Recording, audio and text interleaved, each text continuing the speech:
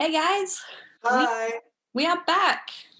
Yay. Happy New Year. Happy New Year, Vaneet. How is your New Year?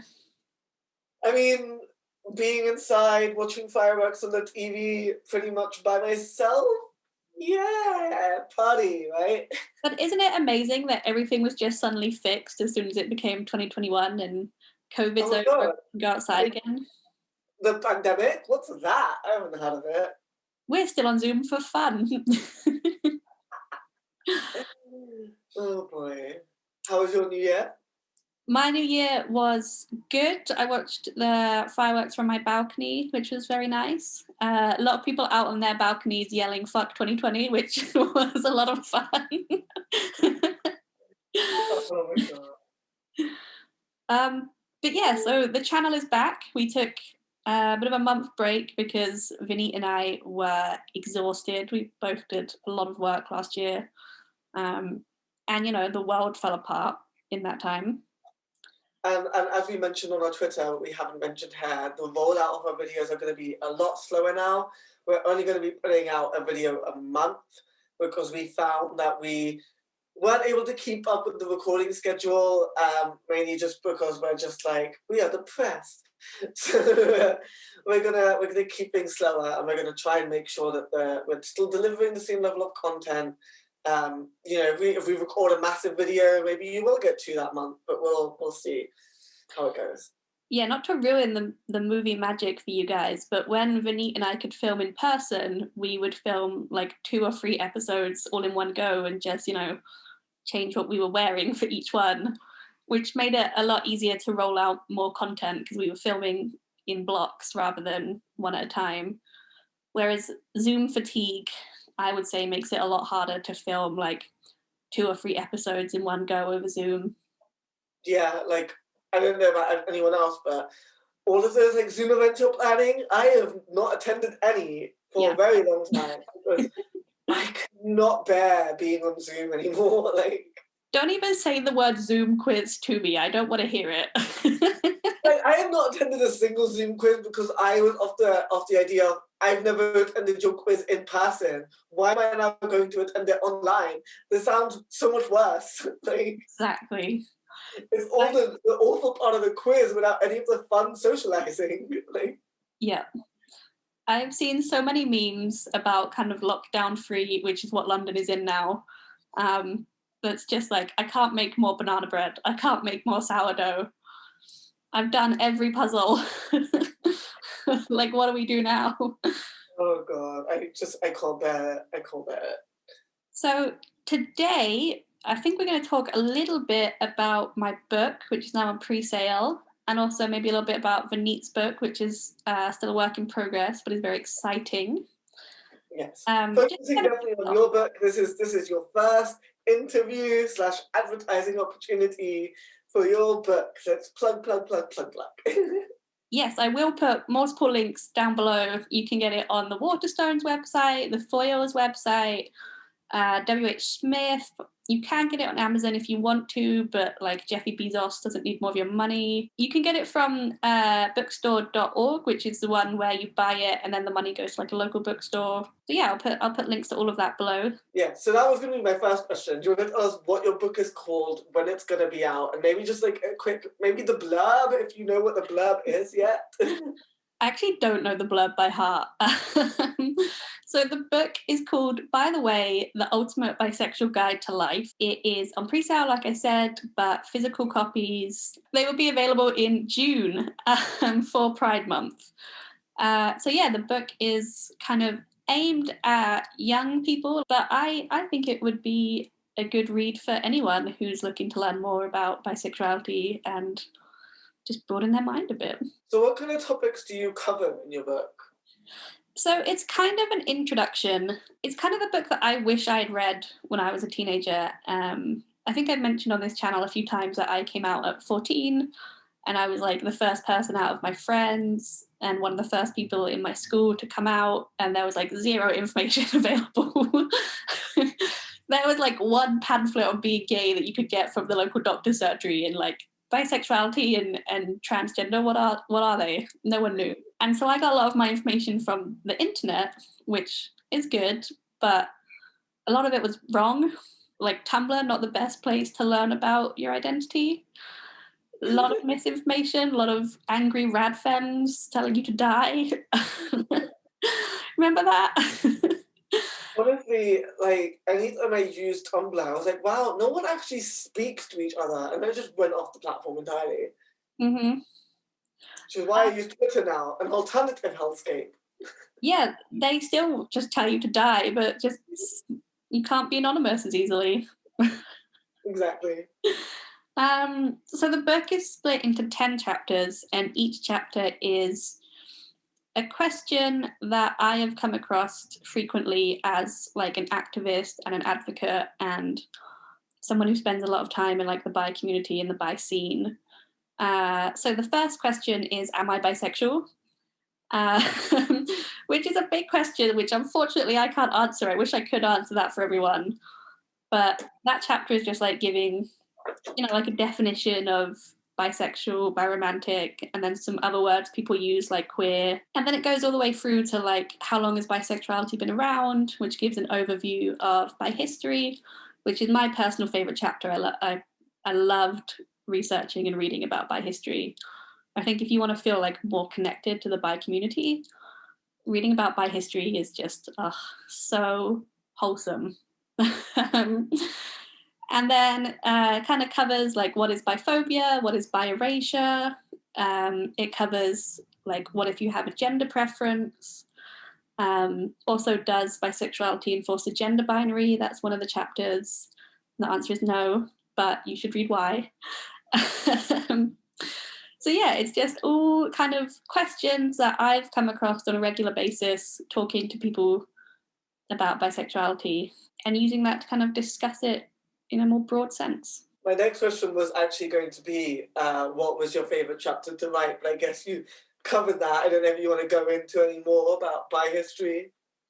Yeah, the bi history chapter is definitely my fave. I think I've spoken about this before, but like one of my favorite memories from writing the book is just being in a cafe reading like old plain text websites about bisexual events that happened and just like crying. Just like crying into a hot chocolate alone, reading like a bright purple website with like yellow writing for some reason, talking about like a bi march that happened in San Francisco in like the 80s. This is one of the things I was talking about online, is we were talking about this, and I was like, I am genuinely so mad that I don't get to write any of my book in a cafe, because I am the epitome of that guy. Like, even with my blogs, I was like, all right, I'm going to go to a cafe on that Sunday and I'm going to spend, like, or I would be like, oh, I'm going to go to the museum, and then afterwards I'm going to go to a cafe and I'm going to spend the whole evening writing up my blogs and editing and doing this, and just getting stuff done. Yeah. And even to the point where, like, I was getting tired of lugging my laptop around, that I bought an iPad in December, because I was like, that's December of 2019, because I was like, oh, I can take my iPad and write stuff on there and then go back to my computer when I get home. And then 3 months later, we went into lockdown, and I've just spent a lot of money on something that just doesn't get used anymore. Eventually it will. Eventually it will. But I did find like a really great writing app called Scrivener, which has helped me immensely with writing. Cool. But yeah, just the idea of not writing in a cafe makes me very sad. Yeah, like I would say at least a third of my book was written in Gail's Cafe, which does, I know it's a chain, but such good hot chocolate. Oh my God. I'm going to note that down because I love good hot chocolate places. Mm-hmm. And scones. Ugh. Mm. They powered me through those writing sessions. What would you say was like one of the hardest parts to write for you? Oof. So I do get into like some discoursey stuff, like the history of why bi people, like, it's preposterous to say bi people can't reclaim slurs. That was quite hard to write just because you come up against, like, whilst researching it, I read through so much bullshit. And it's hard not to be pissed off while writing that and to be balanced as much as you can be. So that was a hard part to write. Also, again, like I wrote a lot about the AIDS crisis, and that was quite hard to write about just because it's absolutely like harrowing. Like you can't. I mean, you're including it in your book, aren't you, a bit? And Yeah. to tell I those mean, stories is and give them like the space and the reverence and the respect they deserve is really hard. yeah, I can't remember if we spoke about this like on here or just on Twitter, but yeah, I wrote, I think like 1,000 words around the AIDS crisis. And that was like my whole Saturday. And I was like, this is a very upsetting and depressing Saturday for me. Like in the middle of August, writing about the AIDS crisis and just like referencing articles and websites where I was talking about like the bisexual bridge theory and all of that kind of stuff. And I'm like, this is awful. And then not only that, but like I'm writing about this stuff and then I'm literally putting in personal accounts that people have given me after my call outs on Twitter about the impact that that stuff had. So like someone talking about how they knew they were bisexual and they literally didn't come out and they grew up during the AIDS crisis. And then people talking about how they have been hate crimes specifically because they are bisexual, specifically because they're being told they're like a vector, Mm-hmm. like they're a vector of disease. And I'm like, this is upsetting. Yeah. This is really upsetting. And I feel like I might have to expand on it as well because I'm like readjusting. Like since I'm still in a work in progress, I'm readjusting some of the stuff I've written and where Yeah. I put it. And so I'm just like, oh, I might have to write around this now. I don't want to. Yeah. So yeah, I think dealing with that topic was like the hardest just because of how hard hitting it is. Jesus. It takes a lot out of you to dive into that part of our history. But you Yeah. mentioned actually like getting people's personal experiences. So I did a lot of that because each of my chapters has these little call out boxes in it. The call out boxes are also called By the Way. I leaned heavily on that pun. I love that.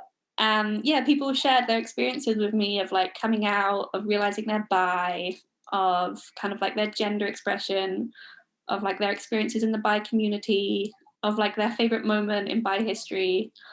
And I still had like, unfortunately, I couldn't fit every response in because I got hundreds. But I still have them all on my laptop in my Google Drive. And oh my God, they're just so beautiful. Like the fact that so many people shared all of that with me is amazing. And I don't know, just like the breadth of our community and what it means to people and their experiences is just awesome. Like you feel so connected to it reading all of that.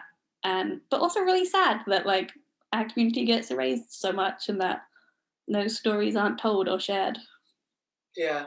But it's nice to be, I guess, part of the people who are helping tell those stories Mm-hmm. and getting those voices out there. Like I think that's been one of the nicest moments about writing what I've been writing so far is like even though some of this stuff is really upsetting and harrowing, it's like it feels really powerful to like, you know, when I'm sending out these documents being like, here's a bunch of questions about this chapter, like answer these questions and like add any more information. And they're like, oh yeah, I filled it in. Thank you so much for like telling my story. And you know, Mm-hmm. sometimes I read their stuff and I'm like, okay, there's not a lot I can actually put in here, so I might not actually use it. But there are some where I'm like, this is such solid content that it's helping guide what I'm writing about Mm-hmm. because I'm like, I'm trying to make people's personal accounts the crux and then writing around it and being like, here's the problem, and this is showing the person experiencing Yeah. that. And like trying to break it down and trying to like theorize why certain things happen. Like, you know, why is it that we're always assumed to be polyamory? Why is it that like we're you know, we're raised as being gay rather than anything else? And it's like trying to play into like the whole idea of, you know, masculinity and what that means, and then, you know, stuff like, you know, the reinforcement of norms, so like monogamy and monosexuality. And yeah, it's a lot. It's a lot of work though, which brings me to my next question. Like, how was writing a book? It's a lot of work, right?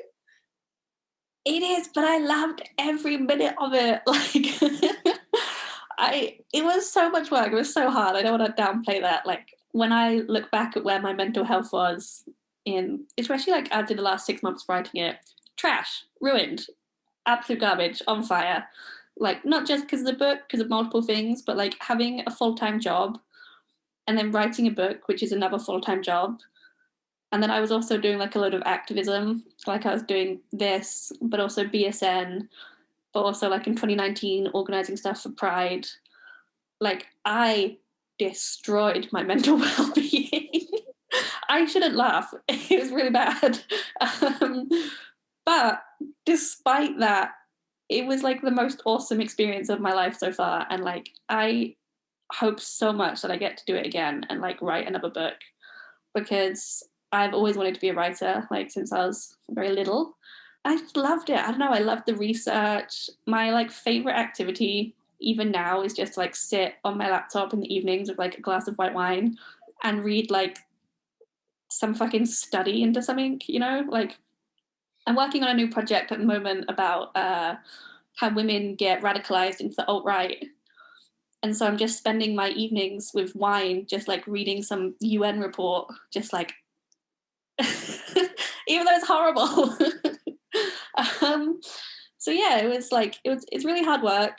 Like, I don't need to tell you, but to people at home, like, don't underestimate how fucking hard it is. Jesus Christ. But also don't underestimate like how amazing it feels and how accomplished you feel afterwards, and how cool it is to get an opportunity to like spend so much time researching something that you care about and then putting it into like your own words. I don't know, how are you finding it? No, I think that's important to note, and it's like, I think it's important to recognize that you have the potential to write stuff. When I wrote my first chapter, I was like, this is really solid, but it's really long, and my editor gave me great advice of like how to split it, where it was kind of the idea I had in the first place, and when he said it, I was like, that is exactly what I was going for. So I'm glad that you understand the wavelength I was on now. So like, I'm working on splitting out that part. But I wrote my second chapter and I was like, I don't think this reads well at all. Mm. And I sent it to him, and literally the only feedback I got was like, this is great. This is even better than the first. And I was like, I'm not crying. Are you crying? I'm not crying. Are you Oh yeah, silly? those emails from, because we have the same editor, right, Andrew? Yeah. Yeah. Those emails from Andrew were like the best part of my month. Like, I'd send him a chapter and then get back his email, and like, oh, every time I was like, Andrew, I love you so much. It makes you feel so renewed as well, because like I've been definitely going through a little bit of anxiety. Like, I'm always going through anxiety, like a lot more like the last couple of weeks, where I was like, even though I have 8 months left, I was like, I am not going to get this done. And I know that an extension is probably quite easy to come by, but I'm just like, this is low-key not going to be a good book. And when he said that, I was like, this is high-key going to be a great book. Like, I'm doing this. This is a thing that's happening, and it's going to turn out great. And I just need to remind myself of that. Or just get Andrew to do it for me. The imposter syndrome is real. Like, there were so many moments where I was like, who the fuck am I as some random 25-year-old to tell people about bisexuality and like what it means to be bi? Like, I don't know anything. Right, exactly that. What kind of tips? Like, I know you've already wrote a blog about this. You should go read Lo's blog about this. You can put a link below. Yeah. But like, what tips would you give to people who are like trying to write a book, or like how to go about it? Yeah, so practical tips would be get a schedule. So for me, when it was legal to go to offices, do you remember that when people went to offices? Wow. Vaguely. When it was legal to go to offices, Tuesday night I had blocked out in my calendar as let's get down to bookness. And I would take my laptop straight from the office and go to a cafe and just work on my book for a couple of hours. And I'd obviously like work on it at different times as well, like in the weekend or throughout the week. But if I knew I was having like a busy week coming up, knowing that I had that time, that it was like, no, you have to do book now, that like makes it so much easier just to keep in the rhythm of it. Because if you leave it for a few weeks as well, your brain like forgets everything. Yeah, I felt that. Yeah, there was like a couple of weeks where I wasn't able to write at all. And then I came back and I was like, what is bisexuality? um, So yeah, on a practical note, like have a schedule, block out time for it, definitely. On like less practical, I think like your support system is going to be so important in terms of like emotional support and in terms of like your physical needs. You know, if someone can cook for you some nights a week rather than you, that's very important. And I think that plays into something that's really under discussed, which is being able to write a book is a huge privilege. Like, so much privilege goes into being able to write a book. I don't have children that I have to look after work. And that meant that I had time to write instead. So being aware of that, I guess, is not really a tip, but it's just something to think about. Yeah, because like obviously you see the kind of people who write books, and so many times it is people from privileged backgrounds because they don't have to worry about like having a day job or stuff like that. Or they can get away with like not having a day job for a certain amount of time. And I'm like, I really need that, and I think most people do. And having to juggle a book with a day job, like we've already said, that's 2 jobs. It's basically 2 jobs, and it's a lot. And also, they're white and they're young, you know? Oh, that's another tip. If you're white and you're writing a nonfiction book, or if you're writing any book, get someone to sensitivity read it.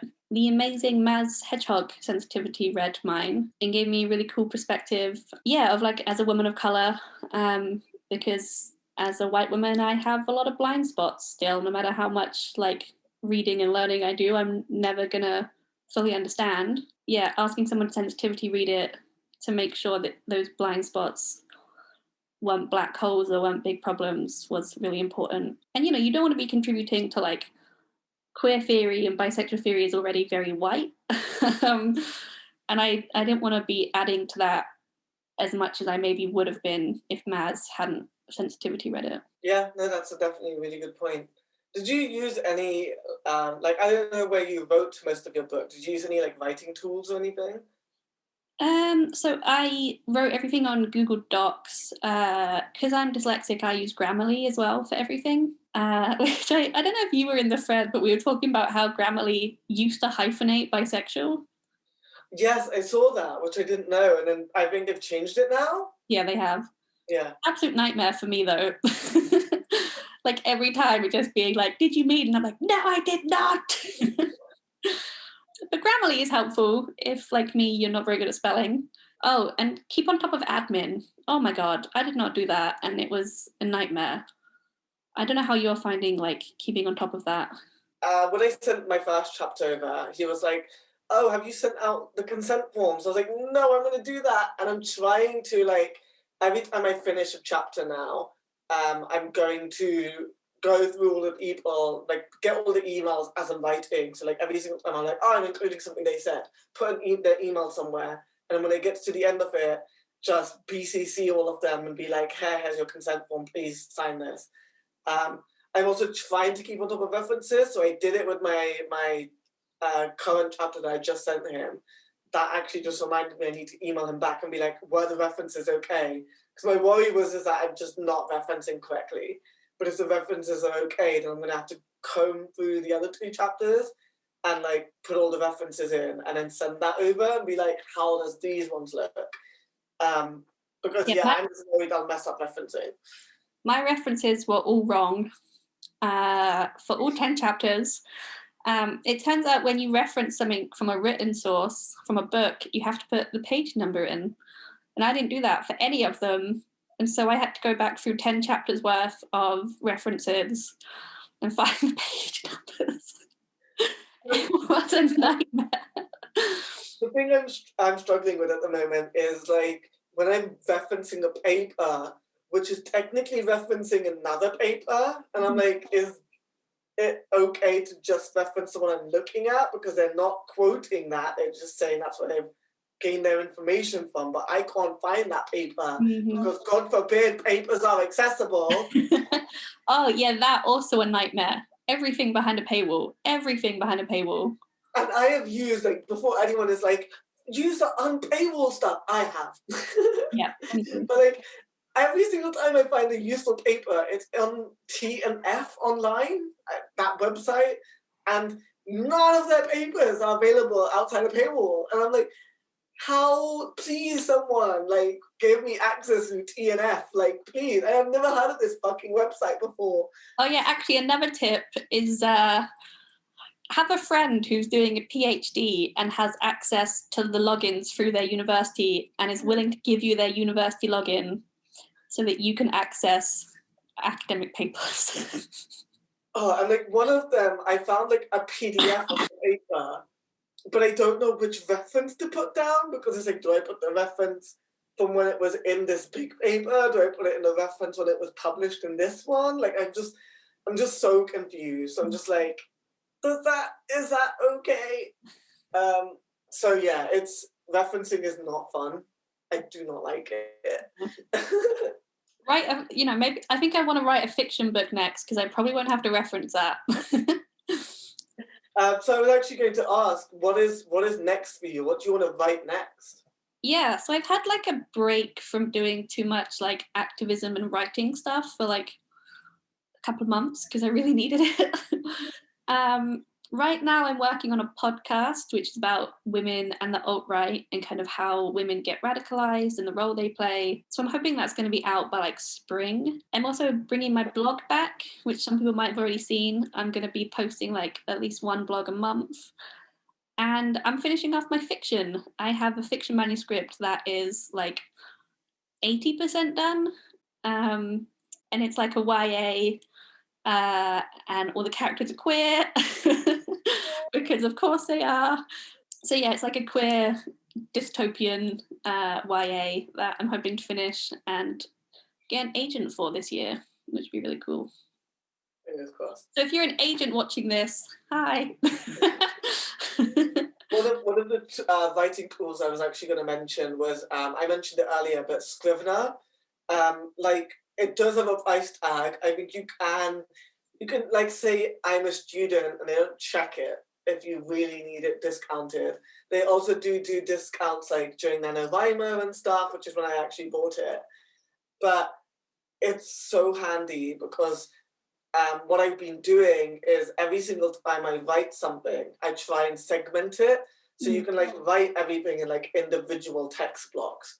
So like, say I'm writing like a paragraph with someone's experiences, I just like label it like Jay's experiences, and then I just write down what they say. And obviously I try and make sure that each part flows, but it also means that like, say you come back to it and you're like, actually, I want that to be there. You can just pull it out and just like move it up and down, and it's really easy. Oh, yeah, it's so handy. You can also put a little research in there, which is what I was doing before, and then I kind of dropped that off. But like I have been like writing my bibliography and stuff in there. I've been putting like a lot of different like individual stuff in there, like putting bibliography, putting in notes, putting down like the emails and whatever else I need to put down in there. What was really handy is when it came to me wanting to rewrite the section that I wrote previously and like split it into two, I just pulled the whole folder out of my manuscript, made 2 new folders, wrote out new intros, and then just put the parts where I wanted it. And now I'm just like cleaning them up and like writing new stuff in between. And then like outlining like what else I need to add in each area and stuff. But it's like so handy. Like there was a part where I wrote about like Carlton and Diamond and Love is Blind, and I was like, oh, I actually don't want that to be at the beginning anymore. So I just like pulled it out and chucked it down at the bottom. And I was like, there you go, done. That's really good. Yeah, leaving time for editing is like, so I, a week before my manuscript was due, I booked an Airbnb in Cornwall, and I just like threw all of my shit in my car, and I was like, bye, don't speak to me for a week. And just like disappeared and locked myself in a room for a week and did nothing but reread my manuscript, which, you don't have to do, but I do highly recommend because I was a mess that week. Yeah, so I guess that's all about By the Way. By the Way is going to be available in June, as we mentioned at the beginning. It's currently available for pre-sale at all your good bookshop websites. Also available at Amazon, but we do not shop there unless we can help it. And yeah, is there anything else you want to close off with? Thank you to everyone who's already reviewed it. That's really, really cool. It's terrifying seeing people occasionally tweet me and being like, I'm reading and reviewing your book right now. And I'm like, oh my God, now I can't eat my dinner. But but thank you. It really means a lot to me. Are you looking forward to, like, hopefully one day when this is all over, having a book launch and touring and signing books? Yes. Are you working on your autograph? Yes. I mean, you, me, and Queerly Autistic on Twitter, Erin, keep talking about how we're going to do like a joint book signing. Oh, Essie needs to join us as well. So Hey, oh my God. All the bisexuals. Oh, bisexual book event. Oh my God. Oh my God. Can you imagine? Can you imagine like a book event with just bisexual writers? We have to make this happen. Oh, we will. Don't worry. Bisexual book fair. Oh my God. Bisexual book fair. That is going to be like, oh, I'm going to go to Andrew and be like, this is how I want to launch. And then just like go speak to Bi Pride and just be like, you have money, make this happen. Thanks. We should definitely make that happen. Let's have a bisexual book fair. Yes, honestly, we're going to have so many events when this is over. We're going to need it. We're going to need so many events when this is over to make up for the lost years. So do you have any kind of insight as to when Bi Men Exist, the book, might be available for pre-sale? Not at the moment. My deadline is the end of August. I've written roughly half of my book at the moment because I've done like 2 chapters out of 5, and now I'm increasing it to 6, and I'm like 2.5 out of 6, and roughly at the 20,000 mark out of 40,000. So halfway-ish. My goal is to like try and work faster now because I'm more in the swing of things. So I'm going to try and like do more call out more frequently so I have stuff always ready to write on. I'm trying not to leave it too long between getting information from people and actually writing down the stuff, because then it's harder to get back in touch with people if I need more. Oh, I know. I know, because they didn't tell me that I needed to get consent forms from people until I was midway through, and then I had to go back and track everyone down who I'd spoken to maybe 6 or 8 months before, and it was a nightmare. Yeah, that's why like what I've been doing is I've been sending out Google Docs to people that I've made, and the beginning of the Google Docs is like, I need all your vital information. I need your name. I need your email address. I need like your location and all of this stuff. Just so like some of it's for me. So if I come across someone and they say really good stuff, and I see that they're trans or they're a person of color, I'm like, I'm going to come back to you for later chapters. Like it's so I know who to come back to and stuff. Really, that's smart. Yeah. I was like, I'm going to try and be organized once in my life. Imagine. Yeah, so thank you so much for watching this episode and for having us